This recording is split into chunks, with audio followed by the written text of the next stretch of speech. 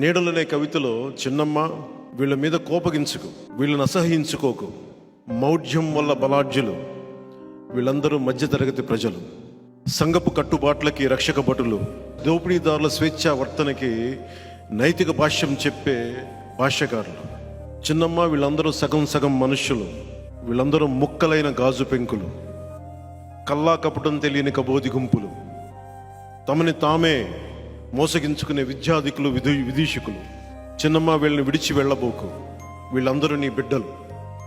వాచకాల్లో నీతుల్ని వల్లిస్తూ, దరిద్రంలో హరిద్రా శోభల్ని వాళ్ళు గుర్తిస్తూ, ఓపిక లేని భార్యలకి సహనాన్ని బోధిస్తూ, ధైర్యం లేని తమ స్వభావాన్ని ధర్మమని పిలుస్తూ, బరువుగా బెదురుగా బతుకుతున్న వీళ్ళ మధ్య డైనమైట్లు పేలాలి, డైనమోలు తిరగాలి, కాళరాత్రి వేళ కంకాళాలు చెప్పిన రహస్యం తెలియాలి, దారి పక్కన నిలిచిన 3 చెట్ల బాధని అనువదించాలి, పచ్చికలో దాక్కున్న పాముల్ని, విష పాముల్ని బుట్టలోకి పట్టాలి, రేపటి ఉదయానికి ఈ వేళ వెలుగుల్ని సమకూర్చుకోవాలి.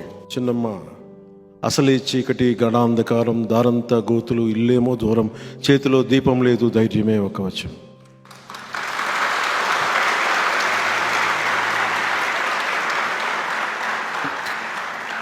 ఈ పదాలు ఈ కవిత నేను చదువుతున్నప్పుడు ఒక సగటు మధ్యతరగతి కుటుంబాలకు చెందిన వ్యక్తిగా, ఒక ఉద్యోగి కొడుకుగా, ఒక సూపర్ స్టార్ తమ్ముడిగా కంటే కూడా నేను ఒక ఉద్యోగి కొడుకుగానే పెరిగాను. నేను నా బాధ, నా వ్యధ, అధికారాన్ని దుర్వినియోగం చేసే వ్యక్తులు చేసే తప్పులు, మన తల ఉంచుకొని వెళ్తున్నాం, మన మీద దాడి చేసే సమూహాలు, ఇవన్నీ నాకు చాలా చాలా ఆలోచనింపజేసేనాను.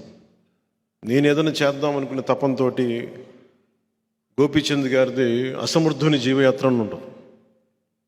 అసమర్థుని జీవయాత్రలో తనను తాను నిందించుకుంటూ ఉంటాడు. ఈ రెండు ఒకే సమయంలో పక్క పక్కన చదివాను. ఒక మధ్యతరగతి మనిషి తాలూకు నిస్సహాయత, తన మీద తన కోపం, ఇవన్నీ నేను అనుకొని వీటి నుంచి ఎలా బయటపడాలని ఆలోచించేవాడు. నా వయసులో తప్పించుకోవడానికి యోగ మార్గానికి వెళ్ళాను, తిరుపతిలోకి వెళ్ళి యోగా చేశాను. ఇందాక చెప్పింది, ధైర్యం లేని స్వభావాన్ని ధర్మం అని నమ్మకంతో యోగ మార్గానికి వెళ్ళిపోయాను.